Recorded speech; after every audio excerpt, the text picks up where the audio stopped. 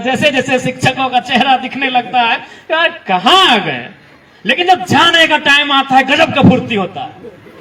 Yes या no? तो जाने के टाइम ठीक है, फुर्ती है, आपका नहीं है। यदि आपको लगता है ये जीवन केवल आपका है तो आप एक काम कीजिए, अपनी मां को फोन कीजिए, माता जी को, और बोलिए मां हम थोड़ा सा स्कूल में चलते चलते गिर गए हैं, पांव में चोट लग गया है। परेशान होगी कि नहीं होगी? परेशान हो सके, आपका स्कूल का बेहतर डेवलपमेंट हो, आपका एजुकेशन का स्तर बेहतर हो, इसलिए भी हम लोग विधायक चुने हैं, ठीक है? इसलिए आपको जब भी हमारी जरूरत पड़े आप बेहिचक हमें कहिएगा, कहिएगा ना? करिएगा नहीं ना? ओके। आपके जितने भी गुरुजन है, पहला बात तो जान लीजिए, केवल आपके गुरु नहीं है, आपके भाई हैं, आपके अभिभावक हैं। इनसे पढ़ाई के अलावा भी इनसे पढ़ाई के अलावा भी आपको सहयोग लेना है। पढ़ाई को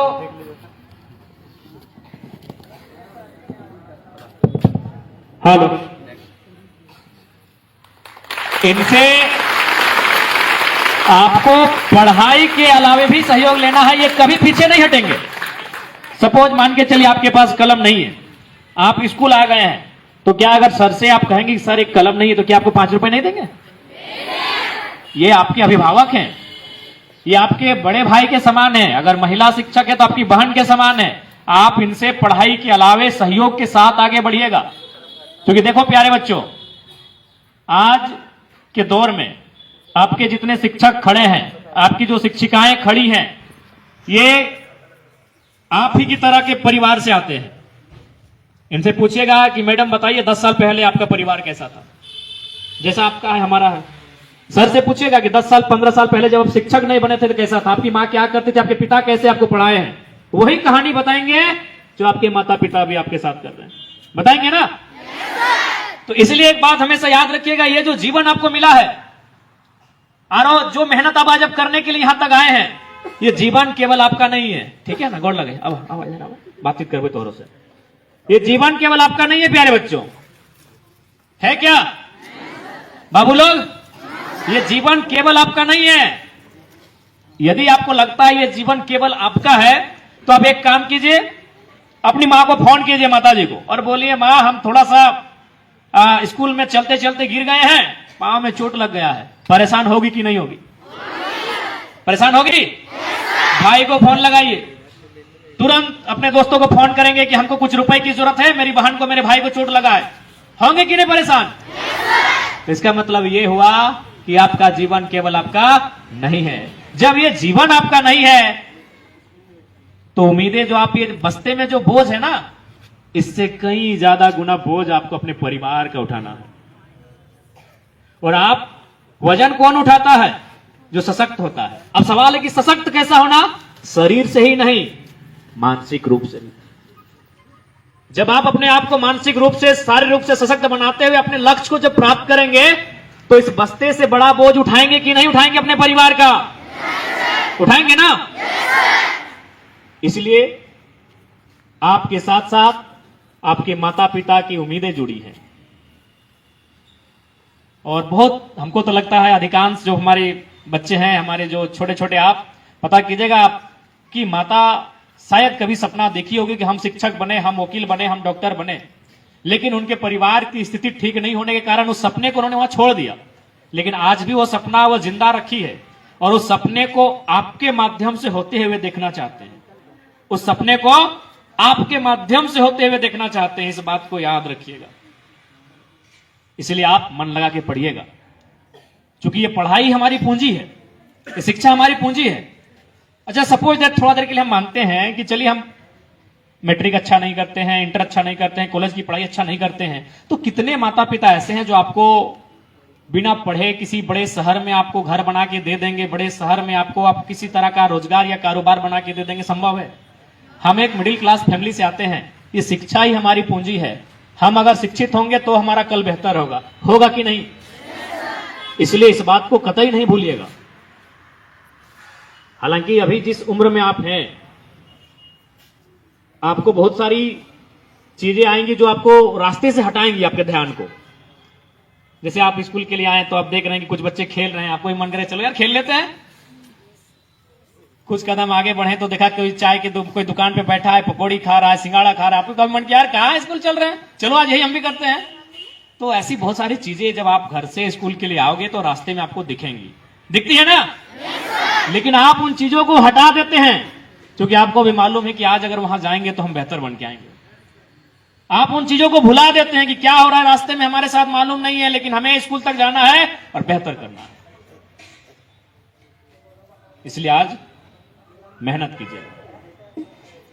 मेहनत इसलिए आज आपको करना है ताकि आपका कल का जो सवेरा आएगा वो बहुत सुंदर होगा और प्रकाश से सुसज्जित होगा। आज कभी कभी आपको लगता होगा यार क्या हो रहा है हमारे साथ, वही क्लासरूम, वही ब्लैक बोर्ड, वही सर लोग, वही पेड़, आपको लगता होगा, लग रहा है ना? थोड़ा लग रहा है यार ये तो बोरिंग टाइप का हो रहा है, ऐसा लग रहा है ना? आज इस एक समय बड़े नामी एक चैंपियन थे मोहम्मद अली करके, एक बहुत बड़े मुक्केबाज थे। वो एक लाइन कहते थे कि भैया आज भुगत लो, ये जो आपके साथ हो रहा है ये भुगत ही रहे ना, कि आज अगर भुगत लो कल हम चैंपियन हैं।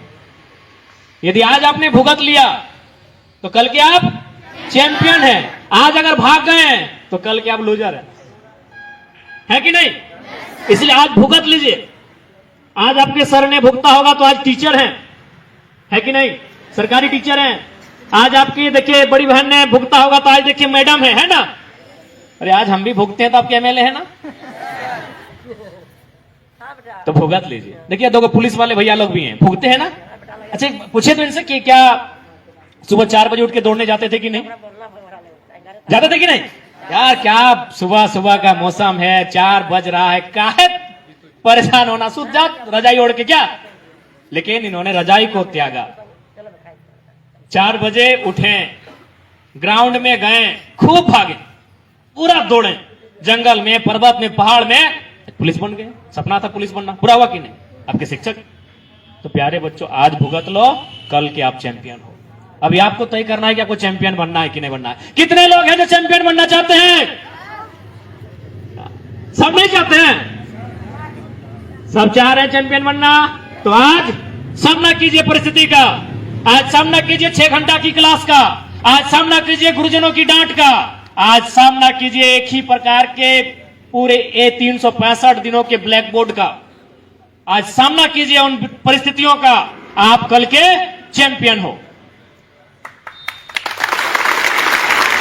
और एक बात प्यारे बच्चों हमेशा याद रखिएगा, यदि आप माइनस होंगे तो क्या होगा मालूम है? यदि आप बैक होंगे तो क्या होगा मालूम है? आपका परिवार 20 साल 25 साल बैक होगा, होगा ना? क्योंकि नया जनरेशन कब आएगा? जब आप बड़े होंगे और आपके बच्चे होंगे। तो कितना अंतर होगा? 20-25 साल का। यदि आप आज किसी तरह भाग जाते हैं प्यारे बच्चों, यदि आज परिस्थितियों का आप सामना नहीं करते हैं, आज यदि आप अपनी पढ़ाई में मन नहीं लगाते हैं और परिणाम आपके पक्ष में नहीं आता है प्यारे बच्चों, तो याद रखिएगा आप 25 साल आपका परिवार पीछे चला जाएगा। क्या आप ऐसा चाहते हैं?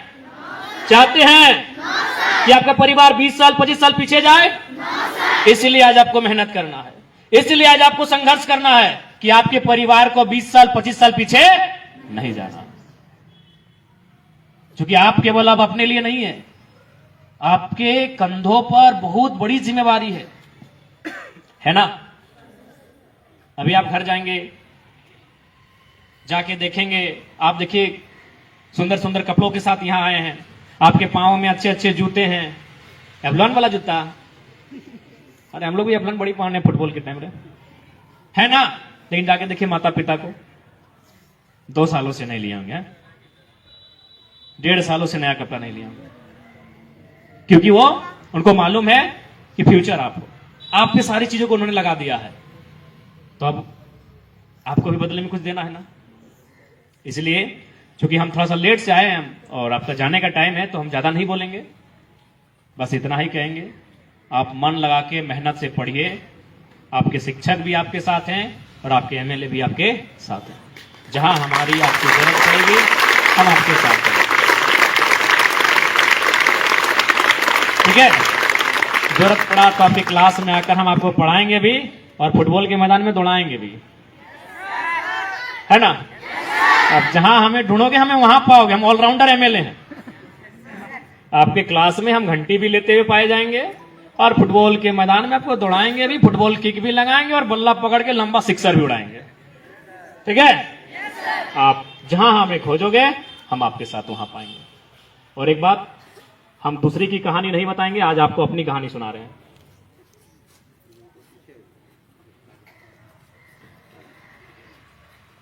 आप हमें तो जानते हैं, लेकिन हम कैसे परिवार से आते हैं क्या जानते हैं? बिल्कुल आपके जैसे, कोई ज्यादा अलग नहीं है क्या? देखो ना, ऐसे पहले कहीं भी देखिए एमएलए जाते हैं तो टेनिस पहनते हैं, ऊपर से वो बंडी ना, बंडी कोट क्या बोलते हैं, लेकिन हम टी शर्ट में आए। हमारा परिवार भी आपकी तरह है बच्चों।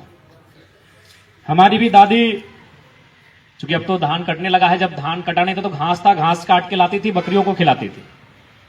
हालांकि अभी हमारी माँ बीमार रहती है, लेकिन जब बीमार नहीं थी तो बारी से जो साग सब्जियां आती है उन्हें लेकर, तो चाची में घटिया लगता है, उसका बुधनी हटिया नाम है, वहां बेचने के लिए जाती थी। आज भी हमारा घर मिट्टी का घरौंदा है, मिट्टी का घर है हमारा। एक आवास मिला है जिसको वो इंदिरा आवास बोलते थे, अब तो प्रधानमंत्री आवास उसका नाम हो गया है। तो आज आपके एमएलए जो आपके बीच खड़े हैं, आपसे भिन्न नहीं है, आपसे अलग नहीं है, आप ही की तरह है और आप ही की तरह घरों से होकर हम यहां तक आए हैं। क्यों आए हैं? अच्छा, आपको मालूम है कि भाई लोगों ने हमें एमएलए क्यों चुना?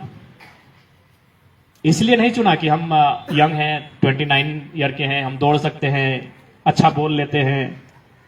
खैर अच्छा तो दिखते नहीं है। हमें इसलिए चुना कि हम पढ़े लिखे हैं। हम खुद अभी पीएचडी की पढ़ाई कर रहे हैं। लोगों को लगा कि ये बंदा, ये लड़का अगर जाएगा तो सदन में जब बात करेगा तो लोग सुनेंगे। लोगों ने हमें क्यों चुना एमएलए के रूप में? पढ़े लिखे। पहली प्राथमिकता यही थी। सब यही कहते थे कि बाकी 80 एक तरफ रहना, जरा मत तो जाएगा और मुद्दों को रखेगा तो लगेगा कोई मुद्दों को रख रहा है। इसलिए हमें चुना एमएलए के रूप में। बट हम तो कोई विशेष नहीं है, पढ़े लिखे। तो इसलिए आपको पढ़ना लिखना है, मन लगा के पढ़ना लिखना है, क्योंकि ये पढ़ाई हमारी पूंजी है। हमारे पास, हम उतने बड़े संपन्न परिवार से नहीं आते हैं कि हम दूसरा कुछ सोचेंगे, है क्या? दूसरा कुछ सोचेंगे क्या?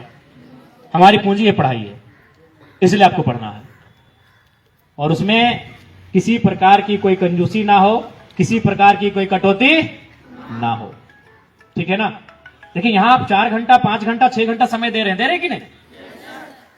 सपोज मान के चलिए, अब जहां सबसे मूल्यवान क्या है? टाइम है। टाइम इज मनी, सुनते हैं ना लोग, बोलते हैं ना टाइम इज मनी। समय सबसे मूल्यवान है। तो हम यहां 4 घंटा से 6 घंटा देते हैं ना, 10 से 4 बजे तक तो 6 घंटा हो गया। हम यहां 6 घंटा समय देते हैं, जहां अगर वहां से हम कुछ हासिल करके नहीं जाएंगे तो गलत बात है कि नहीं?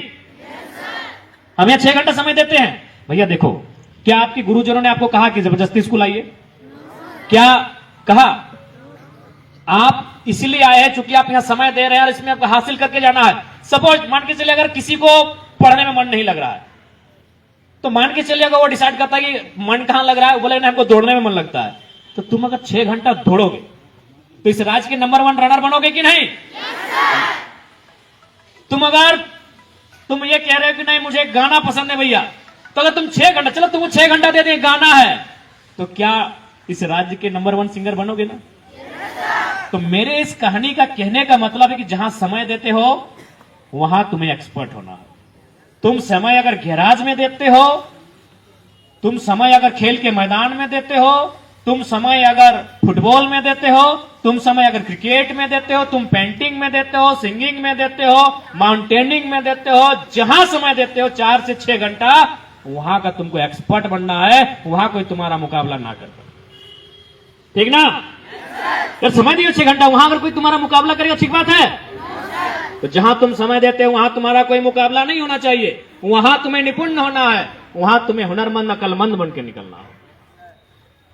इसलिए आज तमाम जो प्यारे बच्चे, आप सभी को हमारा यही संदेश रहेगा, आप मन लगाकर पढ़ें और अपने सपनों को पूरा करें। सपने सच होते हैं ना? बताओ, हमें देख के कोई बोलेगा कि हम विधायक हैं? बताओ, हम विधायक हैं? सपने सच होते हैं ना? बताइए, 2 साल पहले हमें कोई जानता नहीं था, आज हम आपके विधायक भी हैं, और छोड़िए राय तो छोड़िए, पूरे हिंदुस्तान के बड़े बड़े चैनल्स को खोलिए, कौन है हो जयराम महतो, है ना? सपने सच होते हैं ना? तो सपने देखिए और उस सपनों को पूरा करने के लिए संघर्ष करें। फिलहाल आपको आपका लक्ष्य होना चाहिए पढ़ाई लिखाई, आपका लक्ष्य होना चाहिए, आप वहां केंद्रित कीजिए और अपने सपनों को हासिल कीजिए। ठीक है प्यारे बच्चों, और हाँ बढ़िया से छुट्टी के टाइम, क्योंकि आने के टाइम थोड़ा सा उदासी होता है, प्रैक्टिकल है ना मत बोलो यार। आने के टाइम बोलता है यार स्कूल जा रहे, जैसे स्कूल का गेट करीब आने लगता है, जैसे जैसे शिक्षकों का चेहरा दिखने लगता है, यार कहां आ गए। लेकिन जब जाने का टाइम आता है गजब का फुर्ती होता है, यस या नो? तो जाने के टाइम ठीक है फुर्ती है, लेकिन आराम से जाइएगा, आराम से जाइएगा, कोई घटना दुर्घटना आपके साथ ना घटे। सचेत होकर सड़क के जो यातायात के नियम है आपने पढ़ा है, यातायात के नियमों को आप जानते हैं, कैसे पार करना है। छोटे बच्चे आपके साथ हैं, छोटे भाई बहन हैं, उनको कैसे पार करना है ये भी आपको मालूम है ना? तो हमको मालूम है जाने के टाइम आपको बहुत फुर्ती है, लेकिन फुर्ती में थोड़ा सा सोच समझ के, है ना? चलिए ठीक है, आपको आपके भविष्य के लिए, उज्जवल भविष्य के लिए बहुत बहुत शुभकामनाएं, और जब भी हमारी आपको आवश्यकता हो एक कॉल जरूर कीजिएगा। 9031701932 याद हो गया ना? अरे हम लोग याद कर लेते, इतना अगर जल्दी कोई बोलता है तो। 9031701932। चलो तुम अपना कोई अपना 10 नहीं सुना, हम तुरंत याद कर देंगे। चलो तुम एक बार अपना मोबाइल नंबर सुना, हम तुरंत रिपीट कर रहे हैं, दो करके। कोई भी नंबर सुना? हाँ